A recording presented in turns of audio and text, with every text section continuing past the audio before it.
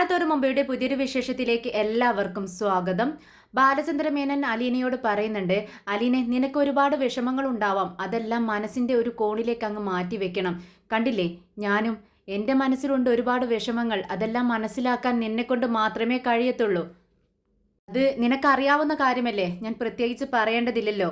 പിന്നെ എൻ്റെ ഈ പ്രശ്നങ്ങൾക്കെല്ലാം കാരണക്കാരി നീയും നിന്റെ ബ്രിജിത മമ്മിയും മനുവും നിന്റെ മുത്തശ്ശനുമാണ്. അത് നിനക്കറിയാമല്ലോ. അതുകൊണ്ട് തന്നെ ഇവിടുന്ന് മുന്നോട്ടുള്ള യാത്രയിൽ എന്നോടൊപ്പം നീയും നിൽക്കണം. നീ ഇങ്ങോട്ട് ഇറങ്ങി പുറപ്പെടുന്നതിന് മുൻപ് നിനക്കറിയാമായിരുന്നില്ലേ ഇങ്ങനെയുള്ള പ്രശ്നങ്ങളെല്ലാം ഉണ്ടാവും, അതെല്ലാം തരണം ചെയ്യാനുള്ളൊരു മനസ്സോടുകൂടി തന്നെയല്ലേ ഇങ്ങോട്ട് നീ വന്നത്. അതുകൊണ്ട് തന്നെ ഇവിടുന്ന് അങ്ങോട്ടുള്ള യാത്ര നമുക്ക് ഒരുമിച്ചാവാം. എന്നാൽ ഇതെല്ലാം കേട്ട് നമ്മുടെ കൃഷ്ണമോൾ അവിടെ ബെഡിലിരിക്കുന്നുണ്ട്. പെട്ടെന്നാണ് ബാലചന്ദ്രൻ കൃഷ്ണയുടെ മുഖത്തേക്ക് നോക്കുന്നുണ്ട്. കൃഷ്ണയാണെങ്കിൽ ഇവർ തമ്മിൽ എന്തിനെക്കുറിച്ചാണ് ഈ സംസാരിക്കുന്നതെന്ന് മനസ്സിലാവാതെ രണ്ടുപേരെയും മാറി മാറി നോക്കിക്കൊണ്ടിരിക്കുകയാണ്. ബാലചന്ദ്രമേനോൻ കൃഷ്ണമോളുടെ അടുത്ത് ചെന്നിരിക്കുന്നുണ്ട്. എന്നിട്ട് ചോദിക്കുന്നുണ്ട്, അല്ല കൃഷ്ണമോളെ, ഞാനൊരു കാര്യം ശ്രദ്ധിച്ചു, നിങ്ങൾ രണ്ടുപേരും പരസ്പരം സംസാരിക്കുന്നില്ല. അലീന സംസാരിക്കാത്തത് ടെൻഷന് കൊണ്ടാണെന്ന് മനസ്സിലാക്കാം, പക്ഷേ മോൾ എന്താ അലീനയോടൊന്നും മിണ്ടാത്തത്? ഇത് കേട്ട് കൃഷ്ണമോള് പറയുന്നുണ്ട്, അച്ഛാ ഞാൻ ആകെ വിഷമത്തിലാണ്, ആരോട് എന്ത് പറയണമെന്ന് എനിക്കറിയില്ല അച്ഛാ, എനിക്കൊന്നും ശ്രദ്ധിക്കാനും കഴിയുന്നില്ല. പിന്നെ നമ്മൾ എല്ലാവരും മൂന്ന് പേരും കൂടെ ഇനി വീട്ടിലേക്ക് തിരിച്ചു ചെല്ലുന്ന സമയത്ത് വീട്ടിൽ എന്തായിരിക്കും പ്രശ്നമുണ്ടാവുക എന്നാണ് ഞാനിപ്പോൾ ചിന്തിക്കുന്നത്.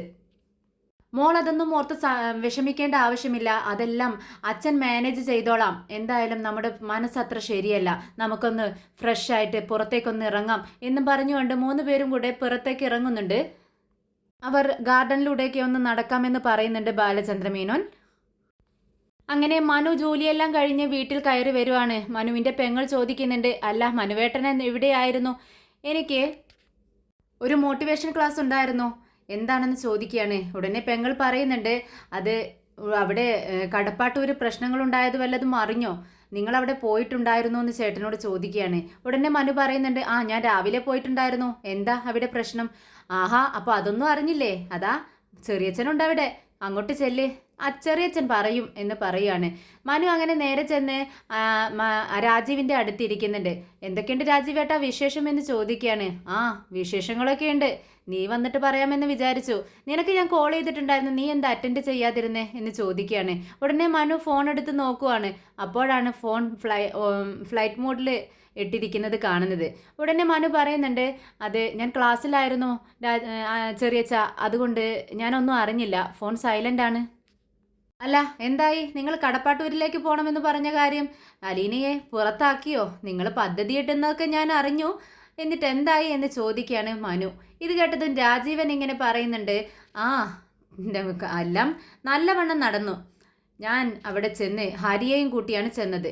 ഇത് കേട്ടതും മനു ആകെ അന്തം വിട്ട് രാജീവിൻ്റെ മുഖത്തേക്ക് നോക്കിക്കൊണ്ട് ചോദിക്കുന്നുണ്ട്, എന്ത് ഹരിയും കൂട്ടിക്കൊണ്ടാണോ പോയത്? ഓഹോ, അപ്പോൾ തിമിർത്ത് കാണുമല്ലോ എന്ന് പറയാണ് മനു. അപ്പോൾ രാജീവൻ പറയുന്നുണ്ട്, ആ നീ പറഞ്ഞത് ശരിയാ, ഞങ്ങൾ അവിടെ കയറി ചെന്ന് അവിടെ ഹാളിൽ നിൽക്കുമായിരുന്ന ആലീനെ പിടിച്ചിറക്കി വലിച്ചിഴച്ച് മുറ്റത്ത് കൂടെ കൊണ്ടുപോയി റോട്ടിൽ അങ്ങ് തള്ളി. എന്നിട്ട് അവിടെ സാധനങ്ങളൊക്കെ ഉണ്ടായിരുന്നു, അതെല്ലാം റോട്ടിലേക്ക് വലിച്ചെറിഞ്ഞു. ഒട്ടും കൂസലില്ലാതെ കേട്ടോ രാജീവ് ഇങ്ങനെ പറയുന്നത്. എന്നാൽ ഇതെല്ലാം കേട്ട് ആകെ അന്തം വിട്ടിരിക്കുകയാണ് മനു ഈ പ്രശ്നങ്ങളൊന്നും അറിഞ്ഞിട്ടില്ല. അപ്പോൾ മനു ചോദിക്കുന്നുണ്ട്, അല്ല എന്നിട്ട് ഇതെല്ലാം കണ്ടുകൊണ്ട് ബാലചന്ദ്രൻ അങ്കിള് നോക്കി നിന്നോ? അതിന് ബാലചന്ദ്രൻ്റെ അനുവാദം ചോദിച്ചിട്ടില്ലല്ലോ ഞങ്ങൾ ഇതൊന്നും ചെയ്തത്, ആരോടും അനുവാദം ചോദിക്കാനും ഒപ്പുവെക്കാനൊന്നും ഞങ്ങൾ നിന്നില്ല, അവളെ ഞങ്ങളങ്ങ് വലിച്ചിഴച്ച് മുറ്റത്ത് കൊണ്ടുപോയി ഇട്ടു, അത്ര തന്നെ എന്ന് പറയുകയാണ്. ഇത് കേട്ടതും മനു പറയുന്നുണ്ട്, ഓഹോ, അപ്പോൾ നിങ്ങളിപ്പോൾ വിജയിച്ചു എന്നാണോ കരുതിയിരിക്കുന്നത്? ഇല്ല ഇല്ല ചെറിയച്ച, ഇത് എല്ലാത്തിനുമുള്ള ഒരു തുടക്കം മാത്രമാണ്, ഇത് നിങ്ങളുടെ നാശത്തിലേക്കാണ് കൊണ്ടുപോകുന്നത്. അപ്പോഴേക്കും കമലം അങ്ങോട്ട് വന്നിട്ട് പറയുന്നുണ്ട്, അല്ല നീ എന്താടാ ഈ പറയുന്നത്? എന്ത് നാശം? അവൾ ആ വീട്ടിൽ നിന്നും പോയി, അത്ര തന്നെ. നമ്മുടെ വൈജയന്തിക്കും അത്ര തന്നെ വേണ്ടു, അവൾ അവിടുന്ന് ഇറക്കി വിടണം. അത് ഇറക്കി വിട്ടല്ലോ, ഇനി ഒരു പ്രശ്നവുമില്ല. എന്തായാലും ബാലചന്ദ്രൻ്റെ പിറകെ നമ്മുടെ കൃഷ്ണമുളും പോയിട്ടുണ്ട്. ബാലചന്ദ്രൻ അങ്ങനെ കൃഷ്ണമോളെ കൊണ്ടാണോ പോയതെന്ന് ചോദിക്കുമ്പോൾ കമലം പറയുന്നുണ്ട്, ഇല്ല, അവൻ അങ്ങനെ പോകുന്ന സമയത്ത് കൃഷ്ണ വണ്ടിയിൽ കയറിയതാണെന്ന് പറയുന്നു.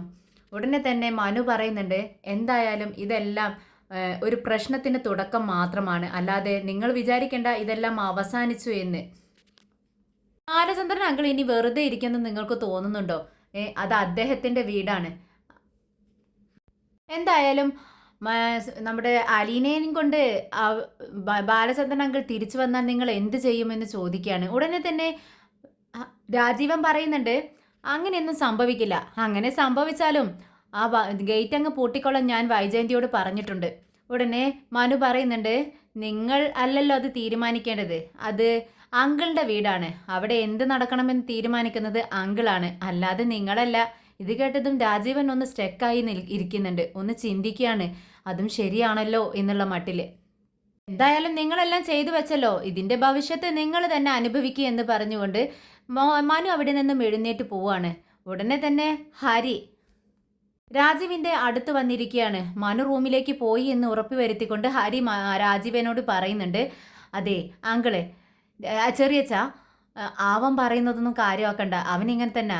അവനെ ആ അങ്കിളുടെയും ആ പെണ്ണിൻ്റെയും പക്ഷം പിടിച്ചുകൊണ്ടാണ് എപ്പോഴും സംസാരിക്കുന്നത്. ആ അലീനയുടെ പിറകെ തന്നെയാ എന്ന് പറയുന്നുണ്ട്. അങ്ങനെ മനു റൂമിൽ ചെന്ന് പെട്ടെന്ന് മുത്തശ്ശിക്ക് വിളിക്കുകയാണ്. മുത്തശ്ശിയാണെങ്കിൽ ഫോൺ റിങ് ചെയ്യുന്നത് കേൾക്കുന്നുണ്ട്. എവിടെ നിന്നാണെന്ന് അറിയുന്നില്ല. എല്ലായിടത്തും തപ്പി നോക്കുന്നുണ്ട്. അങ്ങനെ പുതപ്പിനടിയിൽ നിന്നും ഫോൺ എടുത്ത് ഹലോ എന്ന് പറയുകയാണ്. മനുവിൻ്റെ സൗണ്ട് കേട്ടതും ഹലോ മനുമോനാണോ എന്ന് ചോദിക്കുകയാണ്. അതെ മുത്തശ്ശി, ഇത് ഞാനാണ്. മുത്തശ്ശി തന്നെ അല്ലേ എന്ന് ചോദിക്കുമ്പോൾ ആ അതെ, എന്താ കാര്യമെന്ന് ചോദിക്കുമ്പോൾ മനു പറയുന്നുണ്ട്, അലീന എവിടെ ഉണ്ടോ എന്ന് ചോദിക്കുകയാണ്. ഇത് കേട്ട് മുത്തശ്ശി പറയുന്നുണ്ട്, എന്താണ് പറയേണ്ടതെന്ന് ആദ്യം മുത്തശ്ശിക്ക് അറിയുന്നില്ല. തപ്പൊന്നുണ്ട്, എന്താ പറയേണ്ടതെന്ന് അറിയാത്തത് കൊണ്ട്. അത് അവളിവിടെ ഇല്ല, നീ അറിഞ്ഞില്ലേ? എല്ലാവരും കൂടെ അവളെ പുറത്താക്കി, ഇവിടെ നിന്നും പുറത്താക്കി മനു എന്ന് പറയാണ്. അപ്പോൾ മനു വീണ്ടും ചോദിക്കുന്നുണ്ട്, ആ എല്ലാവരും ആട്ടി ഇറക്കിയെന്ന് പറയുന്നതല്ലേ മുത്തശ്ശി അതിൻ്റെ ശരി? ഉടനെ തന്നെ മുത്തശ്ശി പറയുന്നുണ്ട്, അതൊന്നും എനിക്കറിയത്തില്ല. ഞാനിവിടെ ഒരു മുക്കിൽ കിടക്കുമല്ലേ മനു, എനിക്ക് എന്തറിയാനാ? ഓ അത് ശരിയാ, മുത്തശ്ശിക്ക് ഒന്നും അറിയില്ല, ആർക്കും ഒന്നും അറിയത്തില്ലല്ലോ. അവളൊരു പാവമല്ലേ, ആർക്ക് എന്തും ചെയ്യാൻ പറ്റും. എന്തായാലും മുത്തശ്ശിക്ക് അവൾ പോകുമ്പോൾ മുത്തശ്ശിയുടെ കയ്യിലുണ്ടായിരുന്ന ഫോൺ അവൾക്ക് കൊടുക്കാമായിരുന്നില്ലേ? അതെന്താ മനു നീ അങ്ങനെ പറയുന്നത്? ഈ ഫോൺ നീ എനിക്ക് തന്നതല്ലേ? അത് ശരിയാ, ഞാൻ മുത്തശ്ശിക്ക് തന്നത് തന്നെയാണ്. പക്ഷേ അലീനയ്ക്ക് ഇപ്പോൾ ഫോണില്ലെന്ന് മുത്തശ്ശിക്ക് അറിയാവുന്ന കാര്യമല്ലേ? അപ്പോൾ ഈ ഫോൺ അവൾക്ക് കൊടുക്കാമായിരുന്നു. ഞാൻ മുത്തശ്ശിക്ക് വേറൊരു ഫോൺ മേടിച്ച് തരുമായിരുന്നല്ലോ. അത് മനു, ഞാൻ അപ്പോൾ അങ്ങനെ ചിന്തിച്ചില്ലടാ, എനിക്കതൊന്നും ഓർമ്മയുണ്ടായിരുന്നില്ല എന്നിങ്ങനെ മുത്തശ്ശി പറയുക. അപ്പോൾ മനു പറയുന്നുണ്ട്, അത് ശരിയാ, ആർക്കും വേണ്ട സമയത്ത് ഒന്നും ഓർമ്മയുണ്ടാവില്ല. എന്തായാലും നിങ്ങൾ വിചാരിക്കുന്നുണ്ടാവും ഇതെല്ലാം ഒരു അവസാനത്തിൻ്റെ ലക്ഷണമാണെന്ന്, എല്ലാം അവസാനിച്ചു എന്ന് നിങ്ങൾ ചിന്തിക്കുന്നുണ്ടാവും അല്ലേ എന്ന് ചോദിക്കുമ്പോൾ മുത്തശ്ശി പറയുന്നുണ്ട്, ആ അത് നീ പറയുന്നത് ശരിയാ, അവളെ പുറത്താക്കി കഴിഞ്ഞാൽ എല്ലാ പ്രശ്നങ്ങളും തീരുമല്ലോ. അവൾ പോയില്ലേ, ഇനി ഇവിടെ ഒരു പ്രശ്നവും ഉണ്ടാവില്ല. ഉടനെ തന്നെ മനു ചോദിക്കുന്നുണ്ട്, അതെ മുത്തശ്ശിക്ക് ഉറപ്പാണോ ഇനി അവിടെ ഒരു പ്രശ്നം ഉണ്ടാവില്ല എന്ന്? ഞാൻ ചോദിക്കട്ടെ ഒരു കാര്യം, ഇപ്പം അവിടെ ബാലചന്ദ്രൻ അങ്കിളുണ്ടോ അതോ കൃഷ്ണമോളുണ്ടോ എന്ന് ചോദിക്കുമ്പോൾ ഇല്ല, അവർ രണ്ടുപേരും ഇല്ല. പിന്നെ എങ്ങനെ മുത്തശ്ശി പറയും ഇവിടുത്തെ പ്രശ്നങ്ങൾ അവസാനിച്ചു എന്ന്? നമ്മുടെ അങ്കിൾ ആദ്യമേ പറഞ്ഞിട്ടുണ്ട്, അവളെ പുറത്താക്കി കഴിഞ്ഞാൽ അദ്ദേഹം പുറത്തു പോകുമെന്നുള്ളത്. അതുപോലെ തന്നെ ചെയ്തില്ലേ? ഇനി എന്താ സംഭവിക്കാന്ന് മുത്തശ്ശിക്ക് അറിയാവുന്ന കാര്യമല്ലേ? മുത്തശ്ശി ഒന്നും അവസാനിച്ചിട്ടില്ല, എല്ലാത്തിനും തുടക്കം കുറിച്ചിട്ടേ ഉള്ളൂ എന്ന് പറഞ്ഞുകൊണ്ട് മനു ഫോൺ കട്ട് ചെയ്യുവാണ്. പിന്നീട് നമ്മുടെ വൈജയന്തി റൂമിലേക്ക് കയറി വരുവാണ് മുത്തശ്ശിയുടെ അമ്മയുടെ അടുത്തേക്ക്. എന്നിട്ട് മരുന്നൊക്കെ കറക്റ്റായി കൊടുക്കുന്നുണ്ട്. അത് കുടിച്ചു കഴിഞ്ഞ് അമ്മ ചോദിക്കുന്നുണ്ട്, അല്ല വൈജയ്, ബാലചന്ദ്രൻ്റെ വല്ല വിവരവും കിട്ടിയോ? മോളൊപ്പം പോയതല്ലേ എന്ന് ചോദിക്കുമ്പോൾ ഇല്ല, ഒരു വിവരവും ഇല്ല എന്ന് പറയുന്നുണ്ട്. ആ ശരി, എന്താ ഇനി നീ ചെയ്യാൻ പോകുന്നത്? എന്ത് ചെയ്യാനാ? അപ്പോൾ അല്ല, നിന്റെ മകളല്ലേടി അവനോടൊപ്പം പോയിട്ടുള്ളത്, ഒന്ന് അന്വേഷിക്കണ്ടേ? അത് അന്വേഷിക്കേണ്ട കാര്യമൊന്നുമില്ല, അവളുടെ അച്ഛൻ്റെ കൂടെയല്ലേ പോയിരിക്കുന്നത്. അല്ല, ഇനി അവൻ തിരിച്ചു വരുമോ? നീ എന്തിനാടി ആ പെണ്ണിനോട് ഇങ്ങനെയൊക്കെ ചെയ്തത്? അവൻ പണ്ടേ പറഞ്ഞിട്ടുള്ളതല്ലേ, അവളെ പുറത്താക്കിയാൽ അവനും ഇറങ്ങിപ്പോകുമെന്ന്. അവൻ അതുപോലെ തന്നെ ചെയ്തു. നീ ഇത് എന്തിൻ്റെ കേടാ നിനക്ക്? നിനക്കാട്ടോ നഷ്ടം, അവനൊരു നഷ്ടമില്ല. അവനെ സ്വർണ്ണക്കടയും ടെക്സ്റ്റൈൽസും സമ്പത്തും എല്ലാം ഉണ്ട്. നീയായിരിക്കും കഷ്ടപ്പെടാൻ പോകുന്നതെന്ന് പറയുമ്പോൾ നമ്മുടെ വൈജയന്തിക്ക് ദേഷ്യം വരികയാണ്. നിങ്ങൾ അങ്ങനെയൊന്നും പറയണ്ട, എനിക്കുണ്ട് ബാങ്ക് ബാലൻസും ജോലിയും. ഞാൻ ജീവിക്കും, ജീവിച്ച് കാണിക്കും ഞാൻ. എനിക്ക് ആരുടെയും സപ്പോർട്ട് വേണ്ട എന്ന് പറയാണ്. നിനക്ക് ഇപ്പോൾ അങ്ങനെയൊക്കെ തോന്നും, പക്ഷേ കുറച്ച് കഴിയുമ്പോഴാണ് അതിൻ്റെ ബുദ്ധിമുട്ട് മനസ്സിലാക്കുന്നത്. എന്തായാലും കൊണ്ടാ പഠിക്കും നീ എന്ന് പറയുമ്പോൾ ഞാൻ പഠിച്ചോളാം. എന്തായാലും ഞാൻ ഇനി അവളെ ഇവിടെ കയറ്റത്തില്ല. അവളിവിടെ കയറി വന്നാൽ ഒന്നുമില്ലെങ്കിൽ ഞാൻ അല്ലെങ്കിൽ അവൾ ആരെങ്കിലും ഒരാൾ മാത്രമേ ഈ വീട്ടിൽ കാണത്തുള്ളൂ എന്നും പറഞ്ഞുകൊണ്ട് വൈജയന്തി റൂമിൽ നിന്നും ഇറങ്ങി പോകുന്നുണ്ട്. പിന്നീട് മനു ഭക്ഷണം കഴിച്ചുകൊണ്ടിരിക്കുകയാണ്. രാജീവൻ കോൾ ചെയ്തിട്ട് വൈജയന്തി വിളിച്ചിരിക്കുകയാണ്. രാജീവൻ വൈജയന്തിയോട് ഇങ്ങനെ ഫോണിലൂടെ സംസാരിക്കുന്നുണ്ട്. വൈജയന്തി ചോദിക്കുന്നുണ്ട്, അല്ല നമുക്ക് കൃഷ്ണമോൾ എവിടെയാണെന്ന് അറിയണ്ടേ, നമുക്ക് അന്വേഷിക്കേണ്ടതെന്ന് ചോദിക്കുമ്പോൾ എവിടെ അന്വേഷിക്കാനാ, നീയല്ലേ പറഞ്ഞത് കോൾ ചെയ്യുമ്പോൾ സ്വിച്ച് ഓഫ് ആണെന്ന് പറയുന്നതെന്ന്. പിന്നെ എന്ത് ചെയ്യാനാ, എവിടെ പോയി അന്വേഷിക്കും, എവിടെയാണെന്ന് എങ്ങനെ അറിയാനാ വൈജയൻ, നീ ഒന്ന് സമാധാനത്തോടെ ഇരിക്കുമെന്ന് പറയുമ്പോൾ വൈജയന്തി ചോദിക്കുന്നുണ്ട്, നമുക്ക് മനുവിനെ കൊണ്ടൊന്ന് വിളിപ്പിച്ചാലോ. എൻ്റെ പൊന്നു വൈജയ്, സ്വിച്ച് ഓഫ് ആയ ഫോൺ മനു വിളിച്ചാലും സ്വിച്ച് ഓഫ് എന്നല്ലേ പറയത്തുള്ളൂ. നീ എന്തിനാ ഇങ്ങനെ ടെൻഷൻ അടിക്കണത്, അവളുടെ അച്ഛൻ്റെ കൂടെയല്ലേ പോയിരിക്കുന്നത്, നീ ഒന്നും മിണ്ടാതിരിക്കുക, അവരിങ്ങ് വരും എന്ന് പറഞ്ഞുകൊണ്ട് സമാധാനിപ്പിക്കുകയാണ്. ഇത് കേട്ട് മനു പറയുന്നുണ്ട്, ആൻറ്റിയുടെ പേടി കൃഷ്ണമോൾ എവിടെയാണെന്നുള്ള സങ്കടമല്ല, നമ്മുടെ ബാലചന്ദ്രൻ അങ്കിളിൻ്റെ ഒപ്പം അലീനയുണ്ടോ എന്നറിയാനുള്ള ആകാംക്ഷയാണ്, അതുകൊണ്ടാണ് ഇങ്ങനെ വിളിച്ചുകൊണ്ടിരിക്കുന്നതെന്ന് പറയുമ്പോൾ നമ്മുടെ ബാലചന്ദ്രൻ രാജീവൻ പറയുന്നുണ്ട്, അങ്ങനെ സംഭവിച്ചാൽ എവിടെ പോയാലും അവനെ ഞാൻ പിടിച്ചു കെട്ടി വലിച്ച് വീട്ടിൽ കൊണ്ടിരുന്ന് റൂമിൽ അടച്ചിടുമെന്ന് പറയുവാണ്. ഇത് കേട്ടതും മനു പറയുന്നുണ്ട്, എങ്കിലൊരു ചങ്ങല വെച്ച് അങ്ങ് പൂട്ടിയേക്ക്, കാലിൽ വെച്ച് അങ്ങ് പൂട്ടിയേക്ക് ചെറിയച്ച എന്ന് പറയുമ്പോൾ കമലം അതിനെ അനുകൂലിക്കുകയാണ്. നീ പറഞ്ഞത് ശരിയാടെ മോനെ, നമുക്കൊരു ചങ്ങലക്കിടാം, എന്നാലേ എവിടേക്കും തോന്നുമ്പോൾ ഇങ്ങനെ ഇറങ്ങി പോകത്തില്ലല്ലോ എന്ന് പറയുന്നുണ്ട്. ഇത് കേട്ടതും മനുവിന് ദേഷ്യം വരാണോ, വല്ലാത്തൊരു മനുഷ്യന്മാരാ നിങ്ങൾ, എന്തൊരു കഷ്ടമാണ്, ഞാനൊരു തമാശക്ക് കളിയാക്കിക്കൊണ്ടൊരു കാര്യം പറഞ്ഞാൽ അതും മനസ്സിലാക്കാനുള്ള ബുദ്ധിയില്ല അമ്മേ നിങ്ങൾക്ക്, ഞാൻ നിങ്ങൾ അങ്ങനെയല്ലേ ചിന്തിക്കുന്നത് എന്നാണ് ഞാൻ പറഞ്ഞത്, അല്ലാതെ ആ മനുഷ്യനെ ജീവനുള്ളൊരു വസ്തുവാണ്, അതിനെ പ്രതികരിക്കാനുള്ള ശേഷിയുണ്ട്. പിന്നെ ഇപ്പം തന്നെ നിങ്ങളെല്ലാം ചെയ്തത് തെറ്റാണ്. അവരുടെ വീട്ടിൽ പോയി അലീനയെ പിടിച്ചിറക്കി പുറത്താക്കി.